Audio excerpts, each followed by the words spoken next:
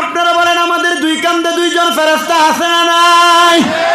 ওই দুইজন ফেরেশতা আমাদের ভালো মন্দের খবর লেখে কি লেখে না? ওই দুইজন ফেরেশতার প্রতি আমাদের ঈমান আনতে হবে। আল্লাহ যেন আমাদের ঈমানটাকে পরিপূর্ণ রাখার তৌফিক দান করে। জবান খুলে উচ্চ কণ্ঠে জুড়ে পড়েন আল্লাহুম্মা আমিন। এই মুমিন মুসলমানের দলেরা, এবার আসেন, এক নাম্বার গেল আল্লাহর প্রতি ঈমান, দুই নাম্বার মালাইকাতিহি, তিন নাম্বার হইল কুতুবিহি। আমরা মুসলমানদের একটা ধর্মগ্রন্থ আছে, যাদের ঘরে ঘরের মধ্যে কিতাবটা আছে, ওই কিতাবের নাম হলো কোরআন শরীফ। আছে না নাই? বলেন আছে না নাই? ও যদি আগুন লেগে ধ্বংস হয়, যদি আগুন লেগে ধ্বংস হয় পৃথিবীর বইয়ের দোকান, বিশ্ব থেকে হারাবে না পবিত্র কোরআন, বিশ্ব থেকে হারাবে না পবিত্র কোরআন। বলেন বিশ্ব থেকে হারাবে না পবিত্র কোরআন, বিশ্ব থেকে হারাবে না পবিত্র কোরআন। যদি আগুন লেগে ধ্বংস হয়, আগুন লেগে ওই পৃথিবীর বইয়ের দোকান, বিশ্ব থেকে হারাবে না পবিত্র কোরআন, বিশ্ব থেকে হারাবে না পবিত্র কোরআন। কি করে পূর্বে কোরআন আগুনের তেজ, কারণ বিশ্ব জুড়ে আছে বহু কোরআনে হাফেজ, বিশ্ব জুড়ে আছে বহু কোরআনে হাফেজ। তারা চাপাইয়া আসমানি গন্ত, চাপাইয়া আসমানি গন্ত বাঁচাবে ইসলামের মান, বিশ্ব থেকে হারাবে না পবিত্র কোরআন, বিশ্ব থেকে হারাবে না পবিত্র কোরআন। কোরআনে হাফেজ এখানে আছে না নাই? এই কোরআনে হাফেজ আছে কিনা? কেন হাফেজ সাহেব আছেন? কে কে একটু হাত তোলেন তো দেখি। মাশাআল্লাহ, একজন দুইজন, ওই এটা বলো পাগলা হাফেজ সাহেব বলে। হাত নামান, হাত নামান। অনেক কোরআনে হাফেজ আছে।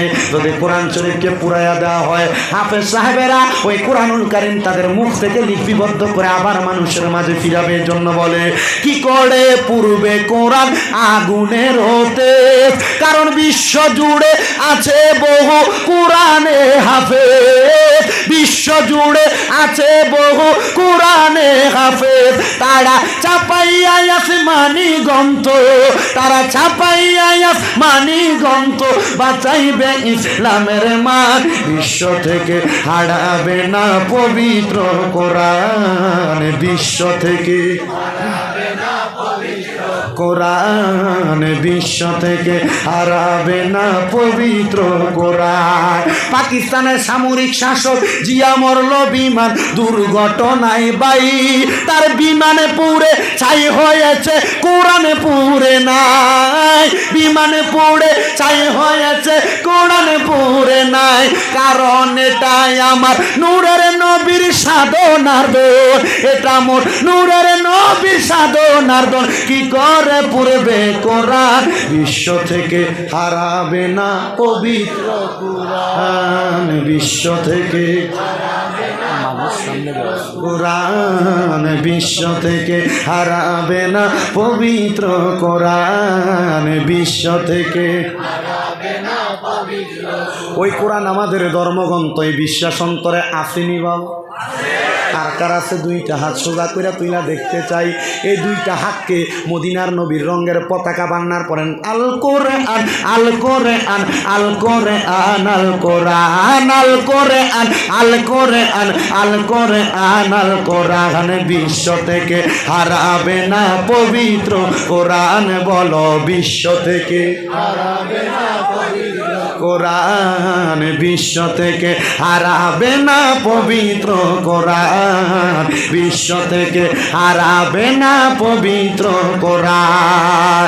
এবার আপনারা বলেন ওই কোরআনের ভিতরে মানব জাতির সংবিধান সহ সকল কিছু আছে না নাই? ওই কোরআনের প্রতি প্রতি ঈমানটাকে আপনাকে আমাকে পরিপূর্ণ করা লাগবে। আর 4 নাম্বার হইল ঈমানের কথা বলতেছি। আমার মাহফিল কমিটির ভাইয়েরা বলেছে ঈমান এবং আমলের ব্যাপারে কথা বলার জন্য।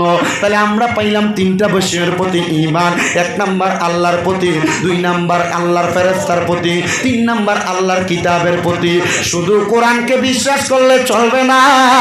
এই কোরআন আল্লাহ দুনিয়াতে পাঠানোর আগে আরো 3খানা সহ মোট 104খানা কিতাব আল্লাহ দুনিয়াতে পাঠাইছে।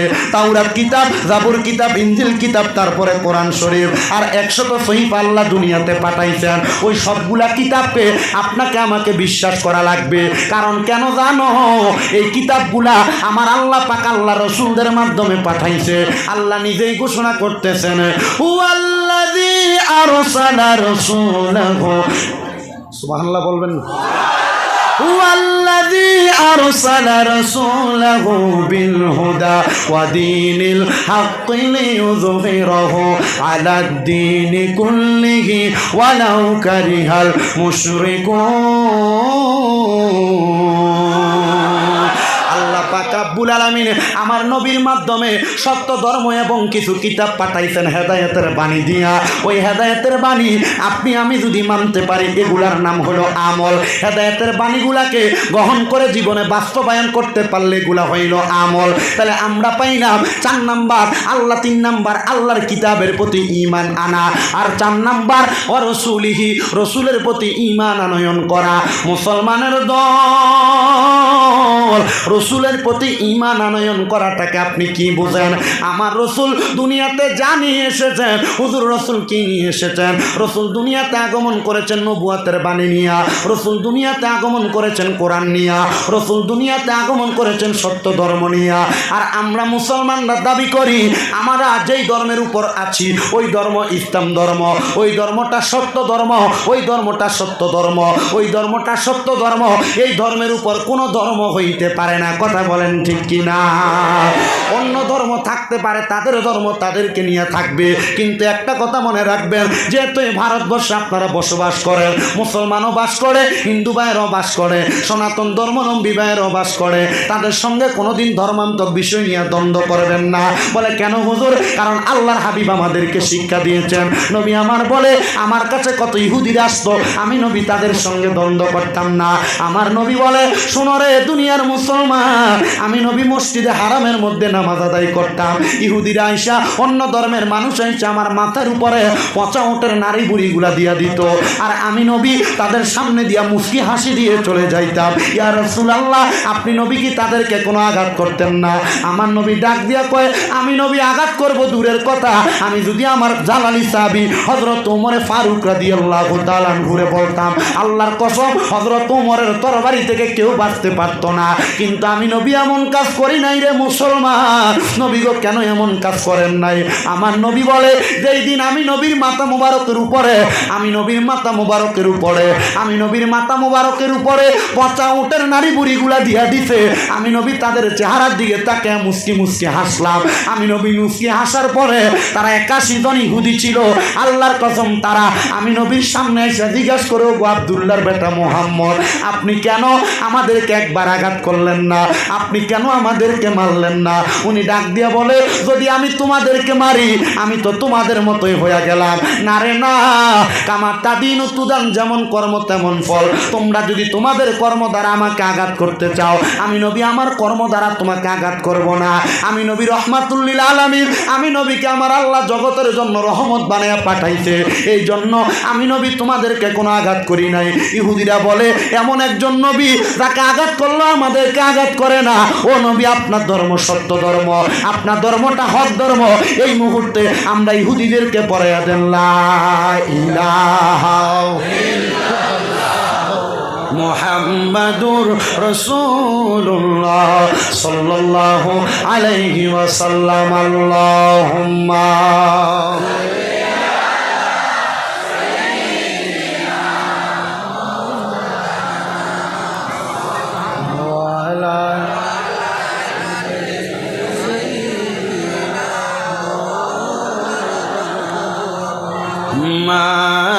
আল্লাহুম্মা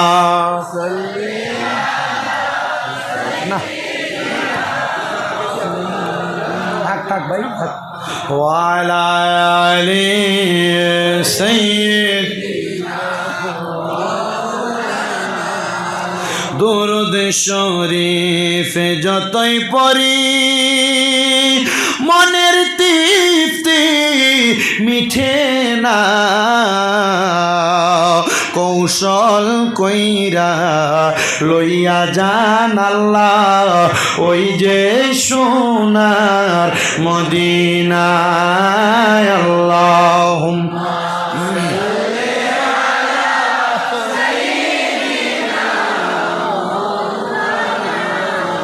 ওয়ালা আলি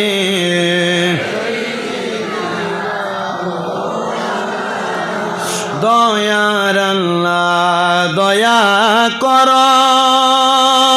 নসিব কর মদিনা, নবীজিকে না দেখাইয়া কবর দেশে নিও না। আল্লাহুম্মা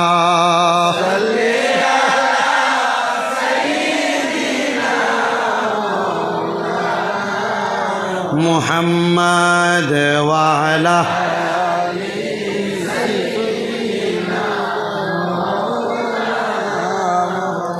আমার মুসলমানের দলেরা নবীর উম্মতের দলেরা, তাইলে আমার আল্লাহ পাক রব্বুল আলামিনের ওই রসুলের প্রতি আমাদের সবার ঈমানটা পরিপূর্ণ, কথা বলেন না ঠিক না বেঠিক? আমার নবীর উম্মতের দলেরা এবার রসুলের প্রতি ঈমান পরিপূর্ণ করার পরে আমার নবীজি রাহমাতুল লিল আলামিন নবীজির ঈমানটা পরিপূর্ণ করার পরে এবার আসেন 5 নাম্বার ওয়াল ইয়াউমিল আখিরি, আখিরাতের প্রতি বিশ্বাস করা। ও মুসলমান, আখিরাত বলতে আপনি কি বোঝেন? এই দুনিয়া থেকে আপনি একদিন ইন্তেকাল করে কবরে চলে যাবেন, নাকি সারা জীবন বেঁচে থাকবেন? এ ভাই সাহেব, কারোর সামনে আসার কথা বলার দরকার নাই, যে যেভাবে সেভাবে থাকবে। কষ্ট করে এসে বসছে, যারা দেরিতে আসছে এরা পেছনে বসবে, আর না মন চাইলে দাঁড়ায় দাঁড়ায় ওয়াজ শুনবে। ইসলামের জন্য কোরআনের জন্য দাঁড়ায় থাকলে কি কষ্ট হবে? এ বলেন কষ্ট হবে? ইসলামের জন্য কোরআনের জন্য যদি দাঁড়ায় দাঁড়ায় বয়ান শোনেন, এটার উত্তম যা বেশি পাবেন। যে ইবাদতে কষ্ট বেশি, স্বভাব বেশি, কথা বলে না। আল্লাহর হাবিব বলছেন, যত দূর পর্যন্ত হেঁটে হেঁটে নামাজে যাবা প্রতি কদমে রহমতের ফেরেশতা আমলনামায় সওয়াব লিখতে থাকেন। আনাস ইবনে মালিক রাদিয়াল্লাহু তাআলা আনহু হাদিস। সুবহানাল্লাহ বলেন না, আরো জোরে বলেন না সুবহানাল্লাহ। তাহলে আপনি আখিরাত বলতে কি বোঝেন? এবার আমি আপনাদেরকে বোঝানোর চেষ্টা করি।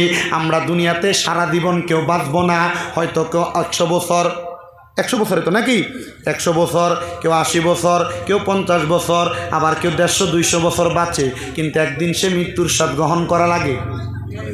লাগে কি লাগে না? এই মৃত্যুর স্বাদ গ্রহণ করার পরে আমাদেরকে যখন ইন্তেকাল করার পরে সাদা মার্কিন কাপড়টা গোসলের পরে পরাইয়া দেয়, পরানোর পরে 4 জনে 4 কান্দের মধ্যে কইরা আমাদেরকে অন্ধকার কবরের মধ্যে নামাইয়া দেয়। কবরে নামানোর সময় পরে বিসমিল্লাহি ওয়া আলা মিল্লাতি রাসূলিল্লাহ ওই কবরে নামাইয়া এবার হুজুররা এবং এলাকার মানুষেরা হাতের মধ্যে 3 মুষ্টি মাটি নেয়। মিনহা খলাকনাকুম ওয়া ফিহা নুঈদুকুম ওয়া মিনহা নুখরিজুকুম তারাতান উখরা। যে হাতের মধ্যে মাটি নিল, মিনহা খলাকনাকুম, আল্লাহ এই মাটি দিয়ে আপনি আমারে বানাইলেন, ওয়া ফিহা নুঈদুকুম, এই মাটির মধ্যেই ঢুকাইতেছেন, ওয়া মিনহা নুখরিজুকুম তারাতান উখরা, আবার এই মাটি থেকে উত্তোলন করবেন। মুসলমান, এই মাটির নিচে ঢুইকা যাওয়াটাকে বলা হয় আখিরাতের জগৎ, কথা কোন? কিন্তু ওই কবরের অবস্থা 2 রকম হবে, 2 রকম। মুমিনের জন্য একরকম, আর বেঈমানের জন্য আরেক রকম। মুসলমান, এবার আপনারা বলেন, মুমিনের জন্য কবর হবে ভালো, আর বেঈমানের জন্য কবর হবে বড় খারাপ, বড় কষ্টদায়ক। যারা মানুষের হক মেরে খেয়েছে, নামাজ পড়ে নাই, ইবাদত করে নাই, রসুল বলেন হাসরের ময়দানে তার কবরের পরিমাণ মাটি দিয়া তার ডান দিক থেকে জোরে জোরে চাপ দেওয়া হবে। যেই ব্যক্তি মানুষের পরে সম্পদ হরণ করেছে, মানুষের টাকা মেরে খেয়েছে, মানুষের জায়গা জমি দখল করে খেয়েছে, তার ডান দিক থেকে এমনভাবে চাপ দেওয়া হবে, ওই ডান দিকের পাঁজরের হাড্ডিগুলা ভেঙ্গে ওই বান্দার ডান দিক দিয়ে বের হবে, আর বাম দিকের পাঁজরের হাড্ডিগুলা ভেঙ্গে বান্দার ডান দিক দিয়ে বের হবে। তুমি তোমার কোন সন্তানের জন্য তুমি হারাম হারাম খাইলা, কোন সন্তানের জন্য সুদের টাকা কামাই করলা, কোন স্ত্রীর জন্য পরের জমি দখল করে বাড়িতে নিয়ে গেলা, কোন সন্তান স্ত্রী আত্মীয় স্বজনের জন্য মানুষের পকেটের টাকা মাইরা মানুষকে ওজনে কম দিয়া তুমি তোমার টাকা বানাইলা। আল্লাহর কসম, ওই সন্তানের কাছে তুমি একটা আমল চাইবা, ওই স্ত্রীর কাছে একটা আমল চাইবা, কাল হাসরের ময়দানে একটা আমল দিয়া তোমারে পরীক্ষা করবে না। ওই কবরের মধ্যে কবরের মাটিও তোমারে রাখতে চাইবে না, বলবে তাড়াতাড়ি আমি মাটির মধ্য থেকে এই বান্দারে জাহান্নামের আগুনে ফালাইয়া দে। আর যেই ব্যক্তি মুমিন মুসলমান, ওই মুমিন কবরে যাওয়ার আগে থেকে রহমতের 3 জন ফেরেশতা মুমিন বান্দার কবরে জান্নাতের বিছানা বিছায়া দেয়। এবার আপনারা বলেন, আমাদের মরা লাশটারে আমরা ওই কবরের মধ্যে জান্নাতি হিসাবে রাখতে চাই কি চাই না? এবার আমি এটাকে সুরে সুরে একটা গজল লিখছি। আমার জায়গা হবে নি আমার মরা লাশের লাইগা, মসজিদের পাশে আমার মসজিদের পাশে আমার কবর দিও, কইরাই আমার জায়গা হবে নি, আমার জায়গা হবে মরা লাশের লাইগা, মসজিদের পাশে আমার কবর দিও, কইরাই আমার জায়গা। তবে ভাই সাহেব, শর্ত হইল যদি আপনি সুদ খান, হারাম খান, পরের টাকা মাইরা খান, জমি দখল করে খান, ওজনে কম দিয়া খান, আরে মসজিদের পাশে না জান্নাতুল বাকির ভিতরে নিয়ে কবর দিল, ফিডা কি কম না বেশি? এজন্য মরণের আগে চিন্তা করবেন আর হিসাব করবেন যে আপনি আমলটা কি করছেন। আমলটা যদি ভালো হয়, যদি আপনারে গাঙ্গের পারে নিয়ে কবর দেয়, এই গাঙ্গের পাড়ের কবরটাও জান্নাত হইয়া যাবে। এজন্য আশেক আমি এটা লিখছি, আমার জায়গা হবে নি আমার মরা লাশের লাইগা, মসজিদের পাশে আমার মসজিদের কবর দিও, কইরাই আমার জায়গা হবে নি।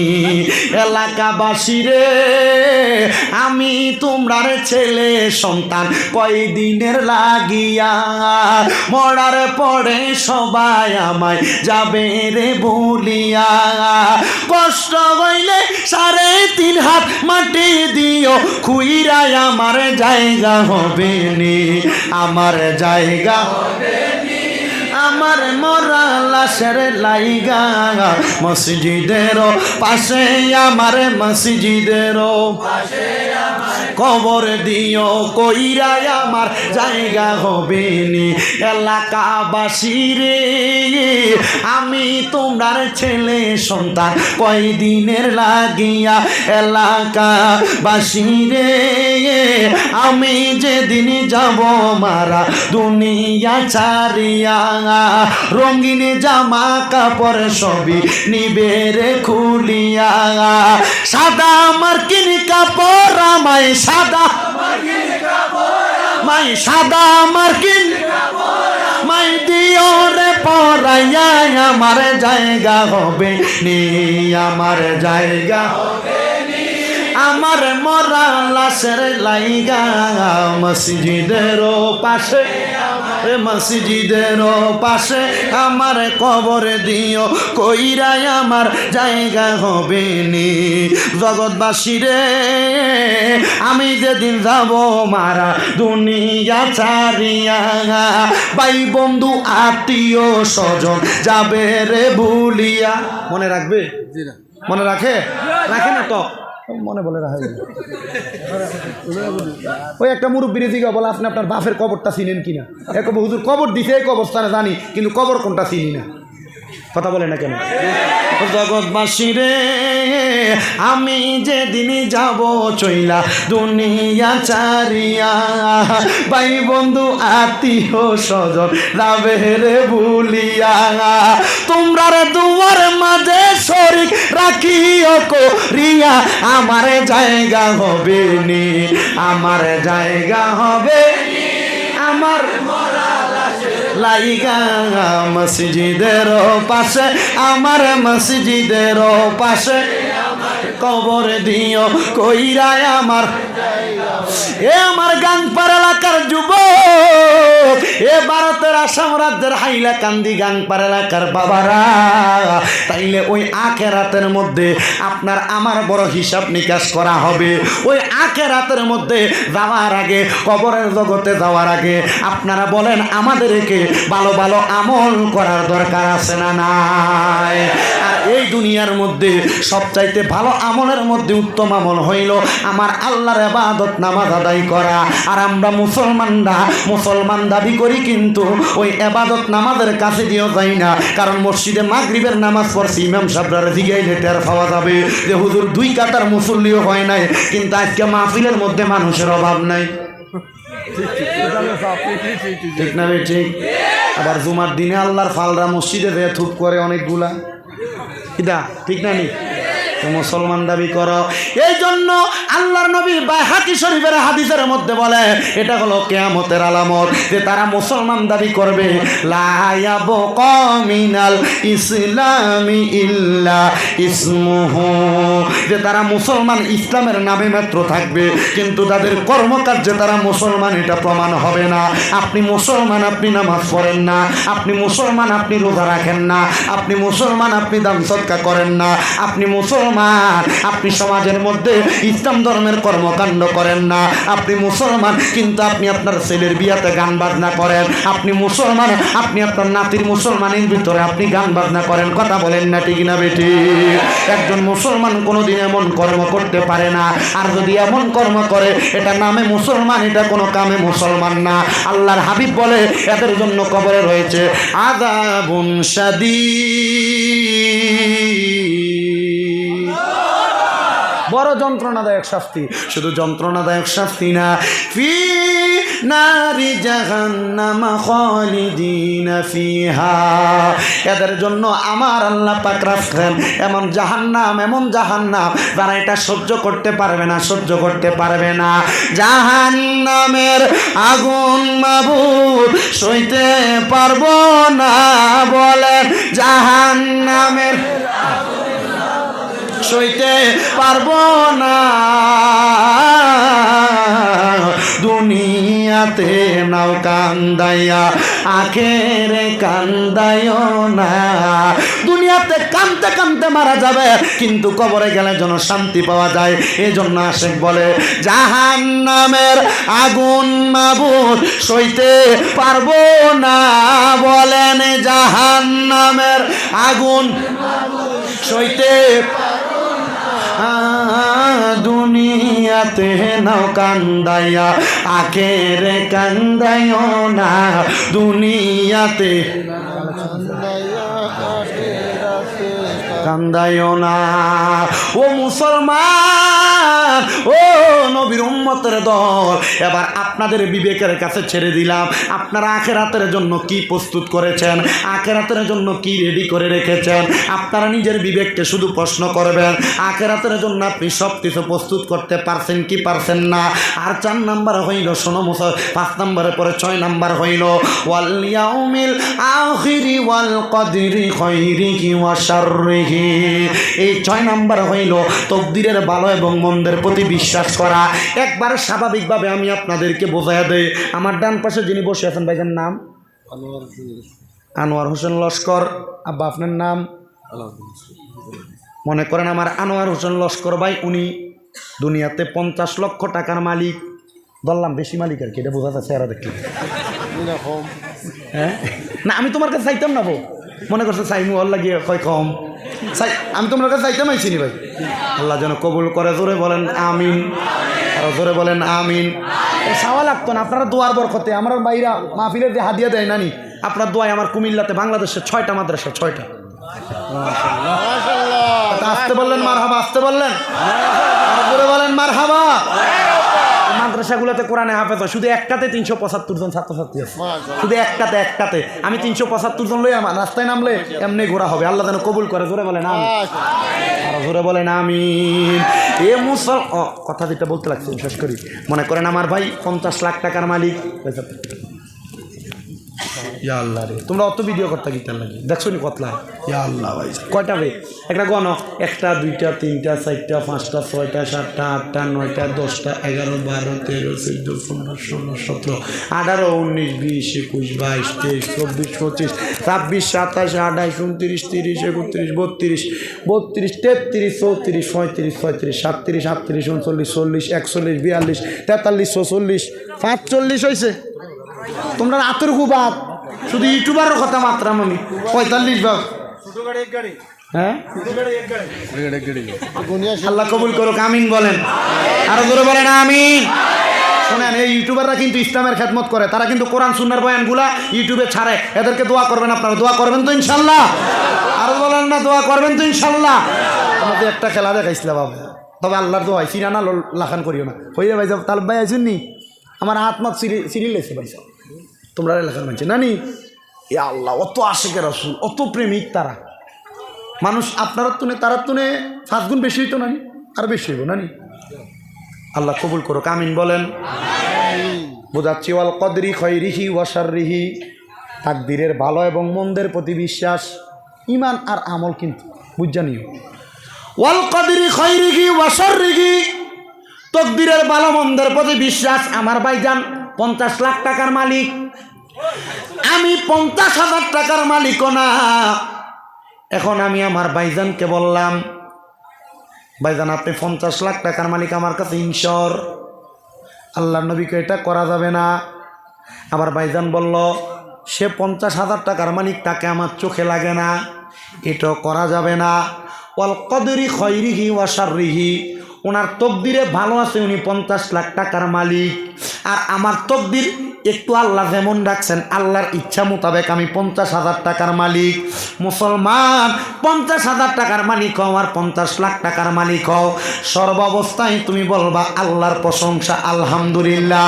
দেখবা 50 লাখ টাকা যে শান্তি পায়, তুমি তোমার 50,000 আর 5,000 সেই শান্তি পাবে। কথা বলেন ঠিক কিনা? মুসলমান নবীর উম্মতের দল, এজন্য তাকদীরের ভালো এবং মন্দের প্রতি বিশ্বাস করতে হবে। আল্লাহ পাক রব্বুল আলামিনের নবী বলেন, মিনাল্লাহি তাআলা ওয়াল বাসি বাদাল মাউত।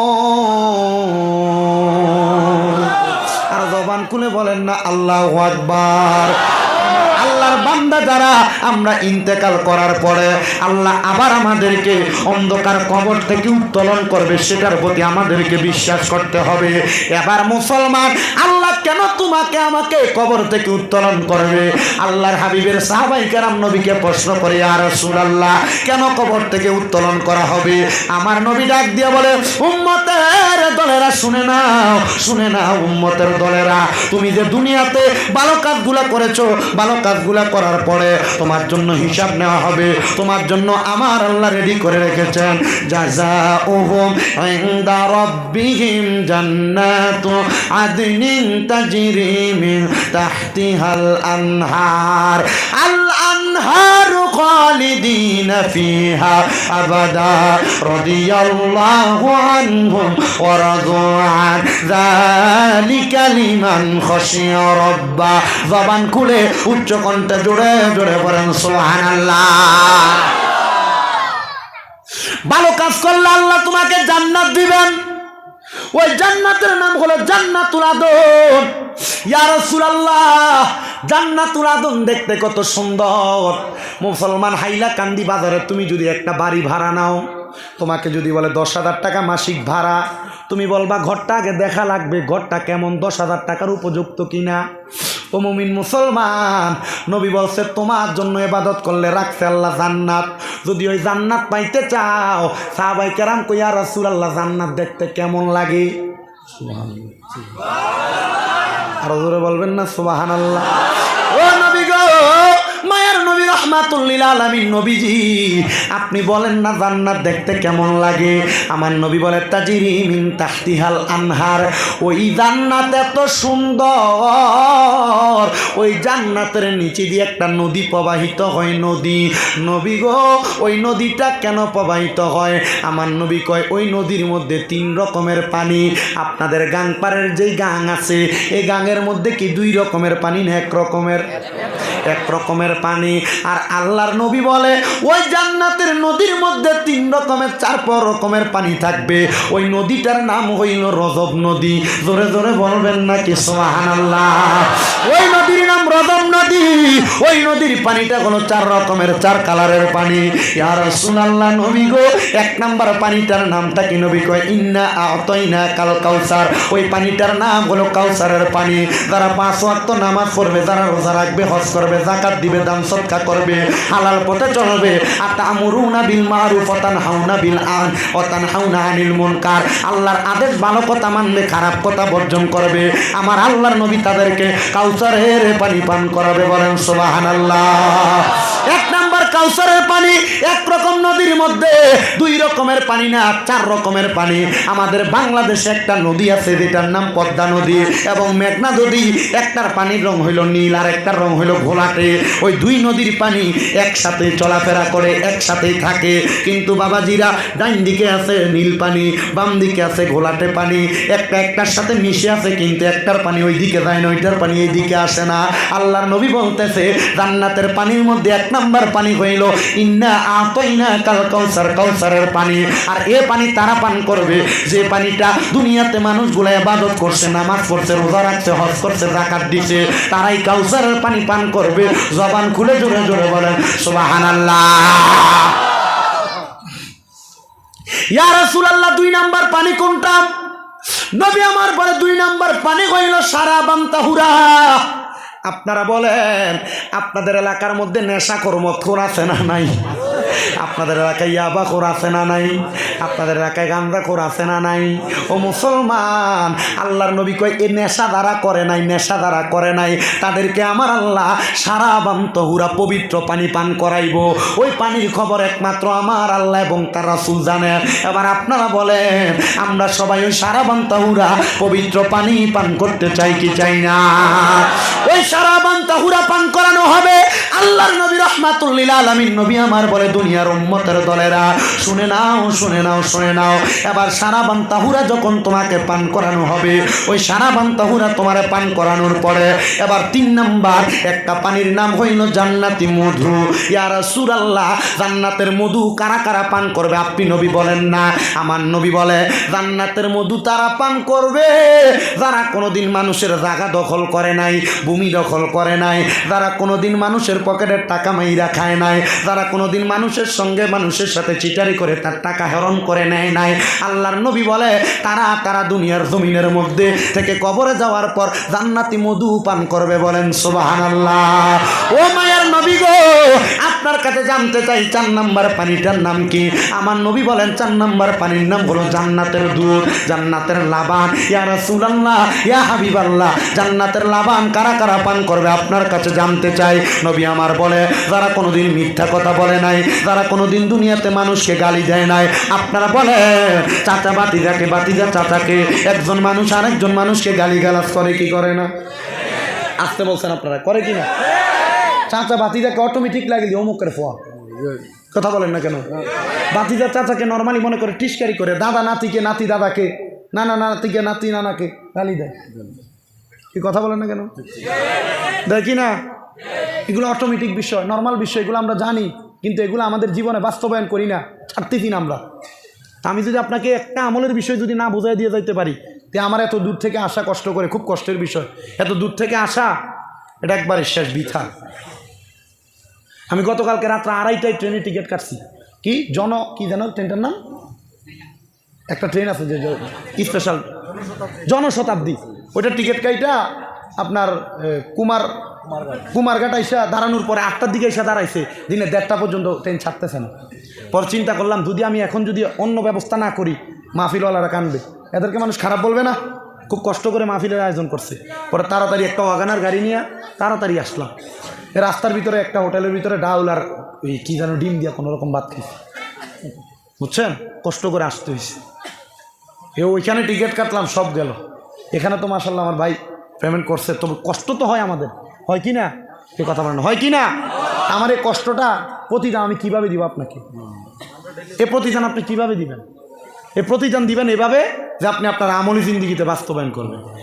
আমি যে কথাগুলো বলে যাচ্ছি এগুলো আপনি আমলি জিন্দিগিতে বাস্তবায়ন করবেন। আর নচেত আমি বইলা যাইতে পারবো, আমি না আমার চাইতে বড় বড় আলেম কি ভারতে নাই? আপনাদের এলাকায় নাই? এই যে নজরুল ইসলাম সাহেব রাতাবাড়ি নিজামিয়া টাইটেল মাদ্রাসার শিক্ষক উনি আছে না? এবার অনেক আলী আহমদ সাহেব হুজুরে আছে না? ওনারা তো আমার উস্তাদ সমতুল্য। ওনারা আপনাদেরকে বলবে, আপনারা তো এখানে আমার ওয়াজ শুনতে আসেন নাই, বাংলাদেশ থেকে হুজুর আসবে, ভাইরাল হুজুরের জন্য দেখতে আসছেন। আপনারা মনে করেন না এগুলো আমি বুঝি না? আমি সব বুঝি, আমি সব বুঝি। এ মুসাফা করার সময় হাদিয়া তো দেয়, আবার মুসাফা করার সময় একটা চাপ দিয়ে দেয় হাতের ভিতরে। কালকে রাত্রে একটা মুরব্বী দিছিল, উনি মানে লোয়ার কাজ টাজ করে, এদের মুসাফা করার সময় চাপ দিছে, আর আত্রা খর করে তো আত্রার ভিতরে ব্যথা জ্বলতেছে। আমার রুজু করার সময় ফজরের সময়, ফজরের রুজু করার সময় হাত আমার জ্বলতেছে। আল্লাহ আল্লাহ ভাই সাহেব, তুমি আমার লোক আইছো মুসাফা করবার লাগে। আল্লাহ যেন কবুল করে, ধরে বলে না আমি। আজকে আমার ভারতের শেষ সফর, আমি গত 1 তারিখ ঢুকছি, আজকে শেষ। এখান থেকে শেষ করে যাব নিয়ামতপুর। কোন দিকে? নিয়ামতপুর, লালার সাইডে নিয়ামতপুর যাবো। এখান থেকে শেষ করে, ওইখান থেকে শেষ করে মানে ওইখানে এসে বসে যাবো। লতিফিয়া দরবার কোন দিকে হুজুর? হ্যাঁ বলছি, লতিফিয়া দরবার কোন? ওইদিকে তারা এসে দাঁড়ায় থাকবো নিয়ামতপুর, এরপর এসে ওইখানে নিয়ে যাবো রাতে 12:30 ওইখানে মাইক। এটা কি জীবন না তেজপাতা? আল্লাহ ভালো জানে। আপনাদের দোয়া, এই খেদমত আমার আজকে 2 দিন বাড়ির জন্য খুব পরাণ ফুটতেছে। তবে গতকালকে এক বাসে খাবার খাইছি, মনে হয়েছে বাংলাদেশের খাবার খাইতেছি, অনেক পরাণ ফুটতেছে। আমি দুপুরবেলা যখন এই গাড়িতে উঠলাম, ওই যে পাতারকান্দিনী বলে আনিপুর পার হওয়ার পরে আমার চোখের পানি নিজে চলে আসছে, যে আমার মা কই, বাপ কই, আত্মীয় স্বজন কই, আমি কই। তবে এই কষ্ট করে আপনাদের কাছে আসাটা সফল হবে, সার্থক হবে যখন আপনারা আমার কথাগুলো মানবেন। বাবা, মুসলমান হিসেবে এই কথাগুলো মানার চেষ্টা করবেন, পরেন ইনশাআল্লাহ। আওয়াজটা সন্তোষজনক আসে না? কারা কারা মানবেন একটু হাত তুলে দেখেন। পরেন ইনশাআল্লাহ, জোরে পরেন ইনশাআল্লাহ। রাস্তার তারা মানতেন না বাবা, ও রাস্তার তারা তো মানতে না নিবে না রে।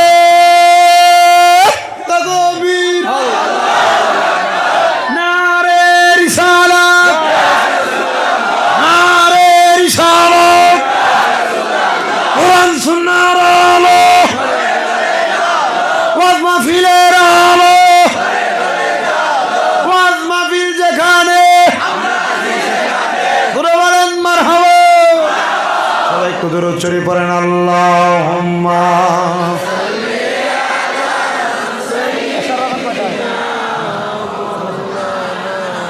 মুহাম্মাদ ওয়া আলা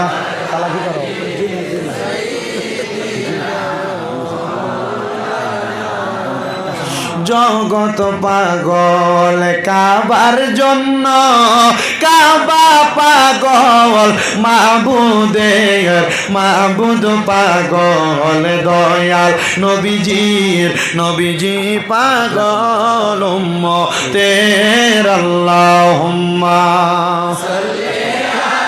আর কি বলেন আপনারা, কি মিশিন নাকি? মুহাম্মাদ ওয়া আলা সাইয়্যিদিনা। সাহাবায়ে কেরাম ডাক দিয়া বলে, নবীজি তাহলে ওই জান্নাতের পানি হইল কয় রকম? ওই 4 প্রকারের পানি যারা পান করবে, আপনারা তেমন মানুষ হওয়ার চেষ্টা করবেন। আর নচেত জান্নাতের পানি পান করবেন দূরের কথা, যদি আপনি ইবাদত না করেন, নামাজ না পড়েন, রোজা না রাখেন, যদি আপনি দুনিয়াতে হারাম খান, পরের সম্পদ খান, মিথ্যা কথা বলেন, যদি আপনি মানুষের সঙ্গে গালাগালি করেন, একটা কথা মনে রাখবেন, আপনার জন্য জান্নাতের পানি পান করবেন দূরের কথা। আল্লাহর হাবিব হাদিসে মুবারাকার মধ্যে বলেন, আপনার জন্য রেডি করে রাখা হয়েছে তিনাতুল খাবাল। হুজুর তিনাতুল তিনাতুল খাবাল আবার কাহাকে বলে? তিনাতুল খাবাল হইল জাহান্নামীদেরকে আগুনের মধ্যে পুরাইতে পুরাইতে যেই রক্ত আর পুষগুলা বাইর হইছে, আপনি যখন হাসরের ময়দানে পানির পিপাসা বলবে, ওই অন্য জাহান্নামীদের রক্ত আর পূজাই না দেওয়া হবে আপনাকে খাওয়ার জন্য। ও মুসলমান, এমনি তো আপনি একটু পানির মধ্যে নোংরা পড়লে আপনি খান না, আর কেমনে জাহান্নামীদের রক্ত আর পুষ্পান করবেন? এই জন্য সবার কদমের মধ্যে হাত দিয়ে বলি, ওই জাহান্নামকে একবার ভয় করো, কবরকে একবার ভয় করো। আমার আল্লাহ পাক রব্বুল আলামিন ওই জাহান্নাম এবং কবরকে আমাদের ভয় করার তৌফিক দান করো। জোরে জোরে বলেন আমিন। আমার মুমিন মুসলমানের দলেরা, নবীর উম্মতের দলেরা, সাহাবায়ে কেরাম বলে, ইয়া রাসূলুল্লাহ, ওই জান্নাতের মধ্যে তো এত সুন্দর আপনি বললেন, এবার আপনি নবী বলেন ওই জান্নাতের মধ্যে আমরা কতদিন থাকবো? আমি ভারতে আসছি 8 দিনের জন্য। সাহাবায়ে কেরাম বলে, নবীজি জান্নাতের মধ্যে আমরা কতদিন থাকব? নবী আমার ডাক দিয়া কয়, খালিদিনা ফিহা আবাদা। আল্লাহু আকবার। আসতে নবী বলেন আল্লাহর কোরআন থেকে, খালিদিনা ফিহা, সেখানে তোমরা 1 দিন 1 মাস 2 মাস 1 বছর না, ওই জান্নাতের মধ্যে তোমরা চিরস্থায়ী বাসিন্দা হয়ে থাকবা। এবার শব্দ একটা যোগ করে দিছে,